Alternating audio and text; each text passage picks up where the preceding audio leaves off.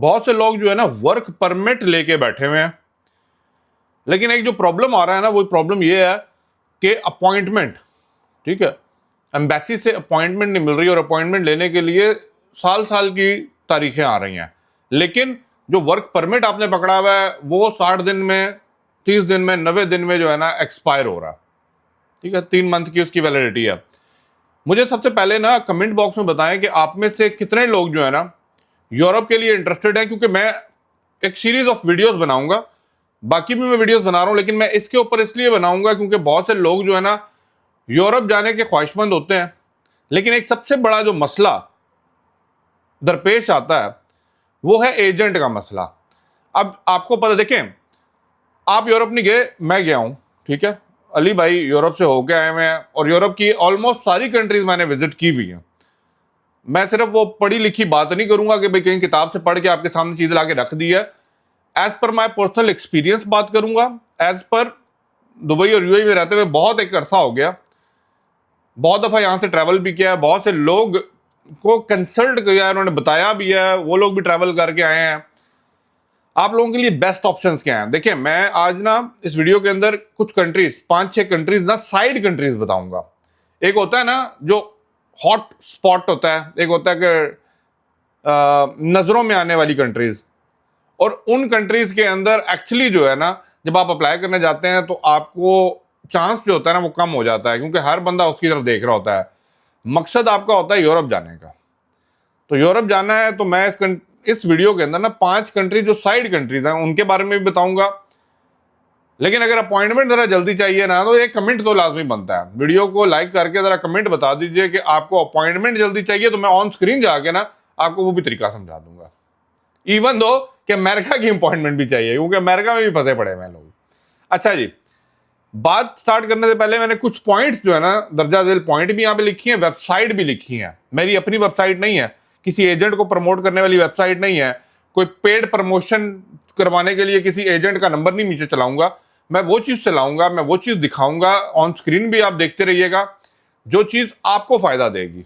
थोड़ा सा भी अकुल शऊर रखते हैं, बेशक आप पढ़े लिखे नहीं है ना, ये वीडियो जाके किसी और को दिखा के, जो बंदा थोड़ा पढ़ा लिखा है ना, उससे कहें कि भाई आप के बिहाफ पे जो है ना इन वेबसाइट पे जाके अपना डेटाबेस को अपलोड कीजिए, और उस डेटाबेस को देने के बाद आप इजीली, वो कहते हैं ना, अपने आप को एलिजिबल करवा सकते हैं in front of the Europe companies जो वहां पे रजिस्टर्ड हैं, लाइसेंस्ड हैं, जो आपको वहां से हायर कर सकें, आपको वर्क परमिट दे सकें और आप एम्बेसी जाके अपॉइंटमेंट लेके अपने वीजे को ले सकें।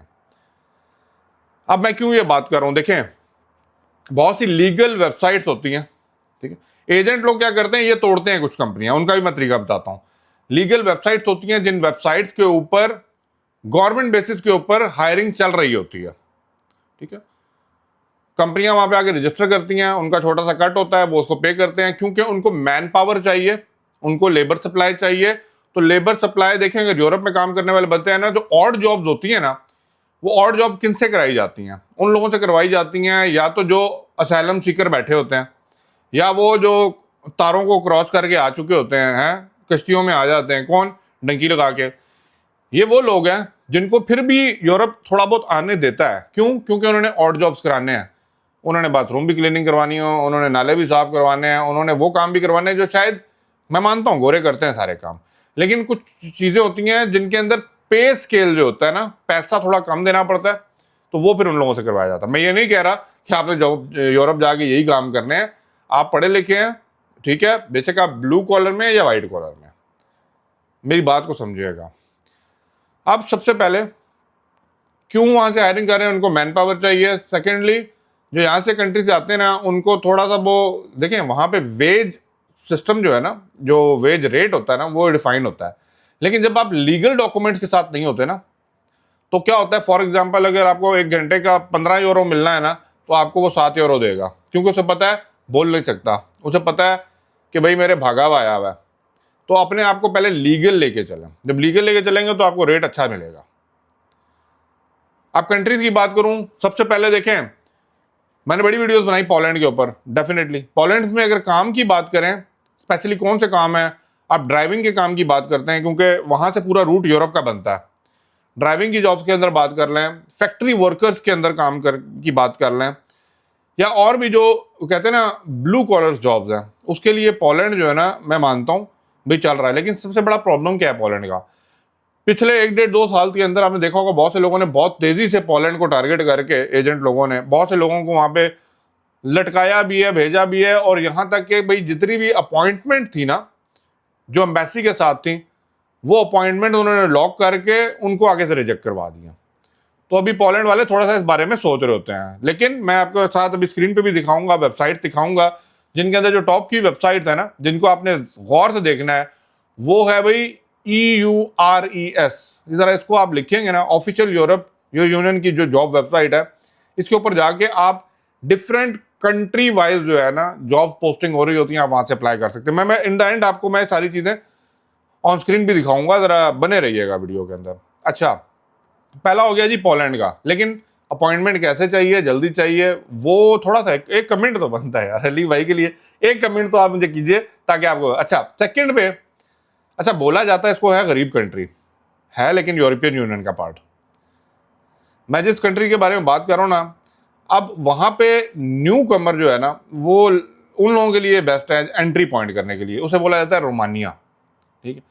अच्छा, रोमानिया, यूरोप मैंने जब भी ट्रैवल किया है ना, तो वहां पे जब भी मुझे बेकारी नजर आया ना, और कभी बात हुई है, तो उसने बताया कि मैं रोमानिया से हूँ। ठीक है।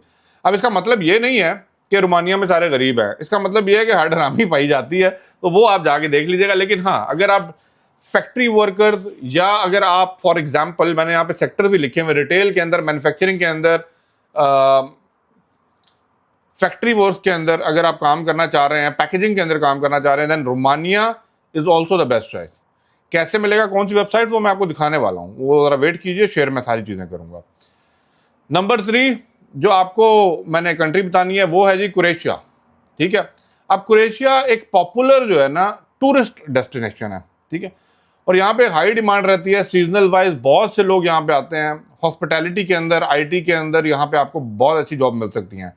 टूर गाइड में चले जाएं, लेकिन उसके लिए ऑब्वियसली आपको एक्सपीरियंस चाहिए। लेकिन बहुत से ऐसे लोग हैं, जब आप वहाँ पे जाते हैं ना, मैं खुद वहाँ पे जब गया हूँ, तो मैंने बांग्लादेशीज, इंडियंस, पाकिस्तानियों को टूर कंट्रीज के, टूर कंपनीज के साथ, वो कहते हैं ना सेल्स के अंदर काम करते हुए देखा है, जो उनके टूर्स को सेल्स कर रहे होते हैं, जो उनके ग्रुप्स को मैनेज कर रहे होते हैं। तो क्रोएशिया इज नंबर 3 ऑप्शन। अच्छा, एक और कंट्री है जो थोड़ा साइड लाइन कंट्री है, लेकिन बड़ी खूबसूरत कंट्री भी है। ठीक है। मुझे कहीं जाने का दोबारा मौका मिले तो डेफिनेटली मैं उस कंट्री में दोबारा एज अ विजिटर जाना चाहूंगा, जिसे बोलते हैं स्लोवाकिया। ठीक है। अब स्लोवाकिया जो है ना, ये ऑटोमोबाइल, ठीक है, गाड़ियों से रिलेटेड या मैन्युफैक्चरिंग से रिलेटेड जितने भी है ना लोग हैं, उनके लिए ये भाई मैं कहता हूँ जन्नत वाली जगह। यहाँ तक कि जो जर्मनी के अंदर गाड़ियों के पार्ट्स भी होते हैं, वो भी कुछ ना कुछ यहाँ से मैन्युफैक्चर होकर जा रहे होते हैं, और फैक्ट्रियाँ वर्क और ये सारा काम जो है ना यहाँ पे दिया जाता है। और अच्छी बात स्लोवाकिया की ये है कि यहाँ पे सैलरी रेंज जो है ना, सैलरी रेंज वो कदरन बाकी यूरोप कंट्री से बहुत अच्छी है, पे स्केल। अगर लुथानिया या लुथुनिया जितनी कंट्रीज है ना, इनसे कंपेयर करूँ तो Slovakia is the good choice.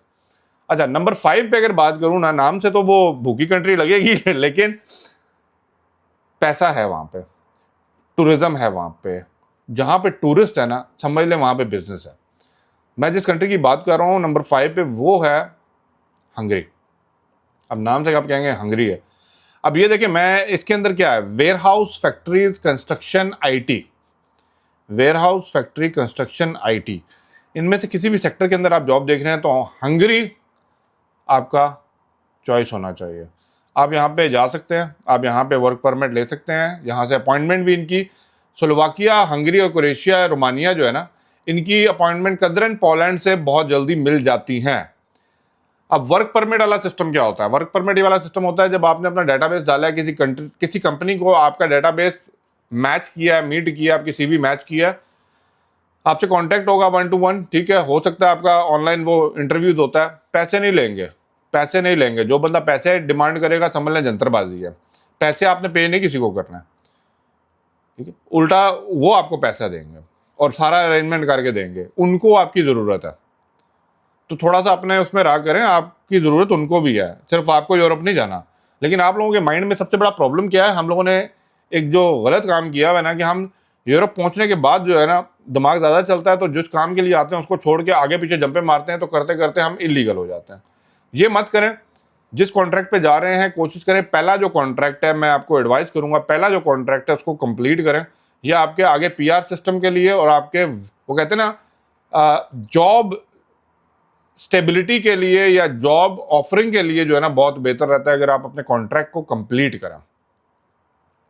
अब मैं अगर इसको कंक्लूड करूं ना, तो एक और कंट्रीज को मैं आपको बताना चाहूंगा, वो मेरी लिस्ट में नहीं थी, लेकिन हाँ बहुत से लोगों ने माल्टा का रुख करके वहां से जो है ना अपने कैरियर को एक्सपेंड करते हुए स्पेन और पुर्तगाल तक पहुंचे हैं। तो Malta is also one of the good choice. Malta के अंदर आपके पास ना अपॉर्चुनिटी ज़्यादा हो जाती हैं, टूरिस्ट हब भी है वो, ठीक है। और यूरोप के अंदर उस माल्टा को जो है ना एज अ बड़ा की पॉइंट देखा जाता है और बहुत से लोग यहाँ पे आते हैं। अब माल्टा के भी अगर आपको कोई अपॉर्चुनिटी नज़र आती है तो ऐड ऑन दिस कर लीजिए। ये 6 कंट्रीज मैंने आपको बता दी हैं, जिनमें मैं रिपीट कर देता हूँ। एक आपका आ गया जी Poland, Romania, Croatia, Slovakia, Hungary and Malta. आप कहेंगे अली भाई इनमें से कोई भी कंट्री हमने सुनी नहीं है या कोई भी कंट्री देखें।